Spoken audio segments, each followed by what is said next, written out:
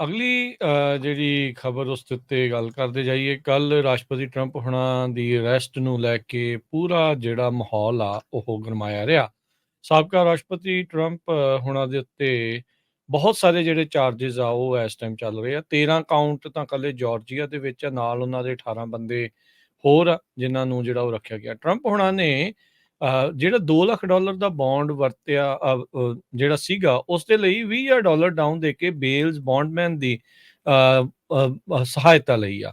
ਇਸ ਨੂੰ ਲੈ ਕੇ ਕਈ ਜਣੇ ਹੋਰ ਨਵੀਆਂ ਅਟਕਲਾਂ ਜਿਹੜੀਆਂ ਉਹ ਪੇਸ਼ ਕਰ ਰਹੇ ਆ ਵੀ ਕੀ ਟਰੰਪ ਹੁਣਾਂ ਦੇ ਕੋਲ, ਉਹਨਾਂ ਦੇ ਕੈਂਪੇਨ ਦੇ ਕੋਲ ਇੰਨੀ ਵੀ ਰਾਸ਼ੀ ਨਹੀਂ ਵੀ ਉਹ ਪੂਰਾ ਬੌਂਡ ਖੁਦ ਦੇ ਸਕਣ। 10% ਡਾਊਨ ਦੇ ਕੇ ਉਹਨਾਂ ਨੇ ਜਿਹੜੇ ਉਹ ਕੀਤਾ ਆ। ਸੋ ਉਹਨਾਂ ਦਾ ਮਗ ਸ਼ਾਟ, ਉਹਨਾਂ ਦੇ ਜਿਹੜੇ ਸਾਥੀਆਂ ਦੇ ਜਿਹੜੇ ਮਗ ਸ਼ਾਟ ਆ ਉਹ ਇਸ ਟਾਈਮ ਚੱਲ ਰਹੇ ਆ। ਸਭ ਤੋਂ ਵੱਡੀ ਗੱਲ ਤਾਂ ਇਹ ਆ ਵੀ ਜਿਹੜੇ ਵਿਰੋਧੀਆਂ ਨੇ ਉਹਨਾਂ ਨੂੰ ਓਬਵੀਅਸਲੀ ਸਭ ਤੋਂ ਜ਼ਿਆਦਾ ਮੇਨ ਲੈ ਕੇ ਆਉਣਾ ਆ, ਤੇ ਹੁਣ ਅੱਗੇ ਦੇਖੋ ਕੀ ਹੁੰਦਾ ਆ। ਸੋ ਉਹਨਾਂ ਨੇ ਟਵੀਟ ਜਿਹੜੀ ਉਹ ਕੀਤੀ ਆ, ਵਾਪਸੀ ਕੀਤੀ ਆ ਟਰੰਪ ਹੁਣਾਂ ਨੇ। ਜਿਹੜਾ ਟਵਿੱਟਰ ਆ, ਜਿਹਨੂੰ ਪਹਿਲਾਂ ਟਵਿੱਟਰ ਆਖਦੇ ਸੀ ਹੁਣ ਐਕਸ ਆ, ਤੇ ਉਹਨਾਂ ਨੇ ਜਿਹੜੀ ਇਲੈਕਸ਼ਨ ਇੰਟਰਫੇਰੈਂਸ ਨੈਵਰ ਸਰੈਂਡਰ ਇਸ ਮਗ ਸ਼ਾਟ ਦੇ ਹੇਠਾਂ ਲਿਖ ਕੇ ਜਿਹੜਾ ਉਹ ਆਖਿਆ ਹੈਗਾ ਆ। ਈਲਨ ਮਸਕ ਨੇ ਆਉਂਦਿਆਂ ਹੀ ਟਰੰਪ ਹੁਣਾਂ ਦਾ ਜਿਹੜਾ ਬੈਨ ਆ ਉਸ ਦੇ ਵਿੱਚ ਹਟਾ ਦਿੱਤਾ ਸੀਗਾ, ਪਰ ਟਵਿੱਟਰ ਦੇ ਅਲਟਰਨੇਟਿਵ ਦੇ ਤੌਰ ਦੇ ਉੱਤੇ ਉਹਨਾਂ ਨੇ ਜਿਹੜਾ ਆਪਣਾ ਇੱਕ ਪਲੇਟਫਾਰਮ ਬਣਾਇਆ ਹੋਇਆ ਆ ਟਰੁੱਥ ਸੋਸ਼ਲ, ਉਸ ਦੇ ਉੱਤੇ ਪਿਛਲੇ ਸਾਲ ਤੋਂ 1.5 ਸਾਲ ਤੋਂ ਉੱਥੇ ਹੀ ਪੋਸਟ ਕਰ ਰਹੇ ਸੀ, ਪਰ ਇਵੈਂਚੁਅਲੀ ਉਹਨਾਂ ਨੇ ਅੱਜ ਟਵਿੱਟਰ ਦੇ ਉੱਤੇ ਵਾਪਸੀ ਜਿਹੜੀ ਉਹ ਕੀਤੀ ਆ। ਸੋ ਉਹਨਾਂ ਨੂੰ ਬੁੱਕ ਕਰਕੇ ਰਿਲੀਜ਼ ਕਰ ਦਿੱਤਾ ਗਿਆ ਸੀਗਾ। ਇਸ ਤੋਂ ਇਲਾਵਾ ਸਾਬਕਾ ਜਿਹੜੇ ਵਾਈਟ ਹਾਊਸ ਦੇ ਚੀਫ ਆਫ ਸਟਾਫ ਆ, ਉਹਨਾਂ ਦੇ ਉੱਤੇ ਵੀ ਮੰਡੇ ਦੀ ਮਾਰਨਿੰਗ ਨੂੰ ਹੁਣ ਹੀਅਰਿੰਗ ਹੋਣੀ ਆ ਯੂਐਸ ਡਿਸਟ੍ਰਿਕਟ ਕੋਰਟ ਅਟਲਾਂਟਾ ਦੇ ਵਿੱਚ ਲੈ ਕੇ। ਸੋ ਹੁਣ ਅੱਗੇ ਕਹਿੰਦੇ ਆ ਵੀ ਜਿਹੜੀ ਫੈਨੀ ਜਿਹੜੀ ਆ ਵਿਲਿਸ ਆ ਅਟਲਾਂਟਾ ਦੀ ਡੀਏ, ਉਸ ਦੇ ਉੱਤੇ ਵੀ ਕਾਫੀ ਦਬਾਅ ਜਿਹੜਾ ਉਹ ਰਹੂਗਾ। ਪਿਛਲੇ ਕਈ ਚਿਰ ਤੋਂ ਉਹਨਾਂ ਨੇ ਇਸ ਪੂਰੇ ਮਾਮਲੇ ਦੇ ਵਿੱਚ ਜਿਹੜੇ ਚਾਰਜਿਸ ਆ ਉਹ ਲੈ ਕੇ ਆਉਂਦੇ ਸੀ, ਤੇ ਹੁਣ ਕਾਫੀ ਕਹਿ ਸਕਦੇ ਹਾਂ ਵੀ ਉਹਨਾਂ ਦੇ ਉੱਤੇ ਵੀ ਇੱਕ ਟਾਰਗੇਟ ਉਹਨਾਂ ਟਰੰਪ ਹੁਣਾਂ ਦੇ ਸਪੋਰਟਰਸ ਦਾ ਵੀ ਜਿਹੜਾ ਉਹ ਰਹੂਗਾ, ਕਿਉਂਕਿ ਉਹਨਾਂ ਨੂੰ ਵੀ ਉਹ ਕਾਫੀ ਕੁਛ ਆਖਣਗੇ। ਸੋ ਲੈਟਸ ਸੀ ਕੀ ਜਿਹੜਾ ਹਰਜੋਤ ਸਿੰਘ ਜੀ ਇਸ ਦੇ ਵਿੱਚ ਜੀ ਅੱਗੇ ਬਣਦਾ ਆ। ਪਰ ਸਿਕਿਉਰਿਟੀ ਉਹਨਾਂ ਨੇ ਕਾਫੀ ਟਾਈਟ ਉੱਥੇ ਰੱਖੀ ਆ।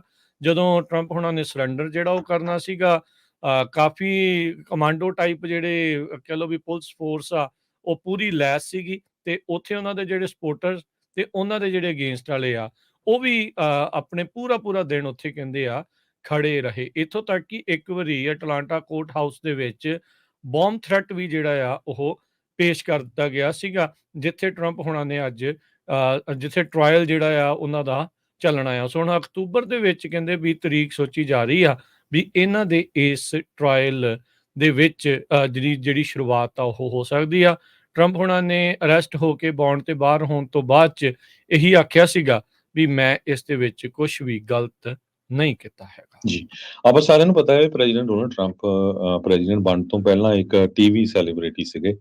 ਸੋ ਉਹਨਾਂ ਦੀ ਸਟੇਟਮੈਂਟ ਹਰ ਵਾਰੀ ਆਉਂਦੀ ਆ ਵੀ ਈਵਨ ਨੈਗੇਟਿਵ ਜਿਹੜੀ ਪਬਲਿਸਿਟੀ ਆ ਉਹ ਵੀ ਬੰਦੇ ਨੂੰ ਜਿਹੜਾ ਆ ਇੱਕ ਤਰ੍ਹਾਂ ਦੇ ਨਾਲ ਹੈਲਪ ਕਰਦੀ ਐਨੀ ਹੈਗੀ ਆ। ਪਬਲਿਸਿਟੀ ਇਜ਼ ਗੁੱਡ ਪਬਲਿਸਿਟੀ, ਬਸ ਜੀ, ਉਹ ਉਹਨਾਂ ਸੋ ਦਾ ਕਹਿਣਾ। ਹੁਣ ਉਹਨਾਂ ਨੇ ਕੀ ਕੀਤਾ, ਦੇਖੋ ਕਰਨਾ ਤਾਂ ਵਿਰੋਧੀਆਂ ਨੇ ਸੀ ਵੀ ਉਹਦਾ ਮਗ ਸ਼ਾਟ ਪ੍ਰੈਜ਼ੀਡੈਂਟ ਡੋਨਲਡ ਟਰੰਪ ਦਾ ਪੂਰੀ ਦੁਨੀਆ 'ਚ ਸ਼ੋਅ ਕਰਨਾ ਸੀ। ਦੇਖੋ ਜੀ, ਫਿਰ ਸਾਬਕਾ ਰਾਸ਼ਟਰਪਤੀ ਨੂੰ ਅਰੈਸਟ ਕੀਤਾ ਗਿਆ ਤੇ ਮਗ ਸ਼ਾਟ ਉਹਦਾ ਆ ਹੈਗਾ, ਤੇ ਪ੍ਰੈਜ਼ੀਡੈਂਟ ਡੋਨਲਡ ਟਰੰਪ ਨੇ ਆਪਣਾ ਹੀ ਜਿਹੜਾ ਮਗ ਸ਼ਾਟ ਜਿਹੜਾ ਉੱਥੇ ਅਰੈਸਟ ਹੋਇਆ ਦਾ ਸੀ, ਉਹ ਐਕਸ ਜਿਹੜਾ ਉਹਨਾਂ ਦਾ ਅਕਾਊਂਟ ਆ ਉੱਥੇ ਪਾ ਕੇ ਤੇ ਫੰਡ ਰੇਜ਼ਿੰਗ ਸ਼ੁਰੂ ਕਰ ਦਿੱਤੀ ਹੈਗੀ ਆ। ਦੇਖ ਲਓ।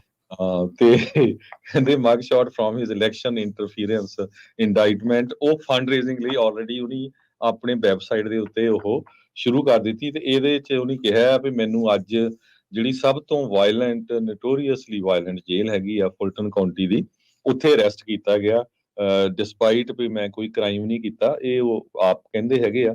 ਤੇ ਕੈਂਪੇਨ ਦੇ ਵਿੱਚ ਉਹਨਾਂ ਨੇ ਇਹ ਮੈਸੇਜ ਦੱਸਿਆ ਵੀ ਜਿਹੜੀ ਵੱਧ ਤੋਂ ਵੱਧ ਹੈਲਪ ਕਰੋ, ਤੇ I will never surrender our mission to save America. ਇਹ ਉਹਨਾਂ ਨੇ ਉਸ ਜਿਹੜੀ ਫੰਡ ਰੇਜ਼ਿੰਗ ਆ ਉਹਦੇ ਥੱਲੇ ਲਿਖਿਆ ਹੈਗਾ। ਤੇ ਪ੍ਰੈਜ਼ੀਡੈਂਟ ਡੋਨਲਡ ਟਰੰਪ 19 ਡਿਫੈਂਡੈਂਟਸ ਤੋਂ ਇੱਕ ਜਾਣੇ ਆ, ਟੋਟਲ 19 ਜਣਿਆਂ ਨੂੰ ਚਾਰਜ ਕੀਤਾ ਗਿਆ ਫੁਲਟਨ ਕਾਉਂਟੀ ਡਿਸਟ੍ਰਿਕਟ ਅਟਾਰਨੀ ਫੈਨੀ ਵਿਲਿਸ ਵੱਲੋਂ, ਖਾਸ ਕਰਕੇ 2020 ਦੀ ਪ੍ਰੈਜ਼ੀਡੈਂਸ਼ੀਅਲ ਇਲੈਕਸ਼ਨ ਨੂੰ ਓਵਰਟਰਨ ਕਰਨ ਦੇ ਸਬੰਧ ਦੇ ਵਿੱਚ। ਜੀ। ਸੋ ਹੁਣ ਦੇਖੋ ਅੱਗੇ ਕੀ ਇਸ ਪੂਰੇ ਮਾਮਲੇ ਦੇ ਵਿੱਚ ਜਿਹੜਾ ਬਣਦਾ ਆ। ਉਹ ਕਹਿੰਦੇ ਵੀ ਇੰਨੇ ਜਿਹੜੇ ਚਾਰਜਿਸ ਕਿਸੇ ਤੇ ਲੱਗੇ ਹੋਣ ਤਾਂ ਮੈਕਡੋਨਲਡ 'ਚ ਜਿਹੜੀ ਆ ਉਹ ਨੌਕਰੀ ਨਾ ਮਿਲੇ ਤੇ ਇਹ ਜਿਹੜੇ ਟਰੰਪ ਹੋਣੀ ਆ ਉਹ ਰਾਸ਼ਟਰਪਤੀ ਦੇ ਅਹੁਦੇ ਦੇ ਲਈ ਆ। ਆਲਦੋ ਅਜੇ ਕੋਈ ਕਨਵਿਕਟ ਨਹੀਂ ਹੋਇਆ। ਕਈ ਵਾਰੀ ਆਪਾਂ ਨੂੰ ਪਤਾ ਹੈ ਵੀ ਚਾਰਜਿਸ ਜਿਹੜੇ ਆਏ ਦੀ ਕਿਤੇ ਹੋਣ ਤਾਂ ਉਹਦੇ ਨਾਲ ਵੀ ਲੋਕਾਂ ਦੀ ਛਵੀ ਦੇ ਉੱਤੇ ਅਸਰ ਪੈਂਦਾ ਆ। ਪਰ ਆਪਾਂ ਦੇਖ ਰਹੇ ਹਾਂ ਵੀ without even going to debate ਉਹ ਲੀਡ ਕਰ ਰਹੇ ਆ ਰਿਪਬਲਿਕਨ ਜਿਹੜੇ ਆ ਪੂਰੇ ਖੇਮੇ ਦੇ ਵਿੱਚ।